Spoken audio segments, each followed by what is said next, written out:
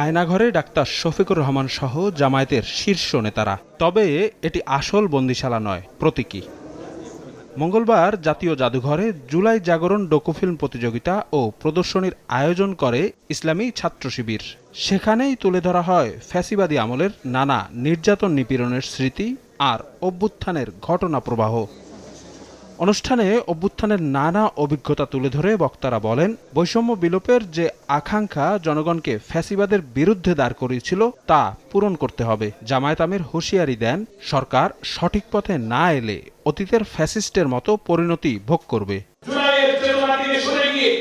যদি কোনো রাজনৈতিক দল, কোনো শক্তি, কোনো পরাশক্তি, কোনো কালচারাল ফ্যাসিস্টরা দেশকে আবার ফ্যাসিবাদের দিকে নিয়ে যেতে চায়, ছাত্র জনতা আরেকটি অভ্যুত্থানের মধ্য দিয়ে সেই দেশটাকে প্রতিহত করতে হবে।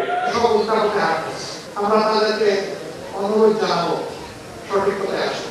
সঠিক পথে না আসলে এই জাতি অতীতে যাদেরকে সঠিক পথে এনেছে, আপনাদেরকেও সঠিক পথে আসতে তারা বাধ্য করবে, অথবা অতীতের ফ্যাসিস্টদের যে পরিণতি হয়েছে সেই পরিণতি আপনাদেরকে করবে। AKS অর্জন করল গিনেস ওয়ার্ল্ড রেকর্ডস। AKS এর আগে রাজধানীর সিরডাপে আইআরডি আয়োজিত আজাদী সংগ্রামের পটভূমিতে জুলাই বিপ্লব বইয়ের মোড়ক উন্মোচন অনুষ্ঠানে যোগ দেন ডাক্তার শফিকুর রহমান। একটি পক্ষ জুলাইয়ের ইতিহাস বিকৃত করছে বলেও অভিযোগ তার। 5 তারিখ যখন আমরা প্রেসিডেন্ট হাউসে গিয়েছিলাম, এক বড় দলের বড় নেতা আমাকে বললেন, কি হলো ভাই? আমি আপনি বলেন। This is miracle. এখানে কোনো রাজনৈতিক দলের কোনো কৃতিত্ব নাই। আমি বললাম যথার্থ। কিন্তু আমি পরে দেখি যে তারাই বলতে শুরু করলেন, অমুক হলো এই আন্দোলনের মাস্টারমাইন্ড। আমি অবাক। সেই দিন বললেন কি, এখন বলেন।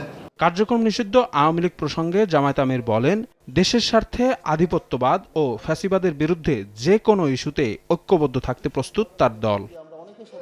শফিক মুন্সী, সময় সংবাদ, ঢাকা।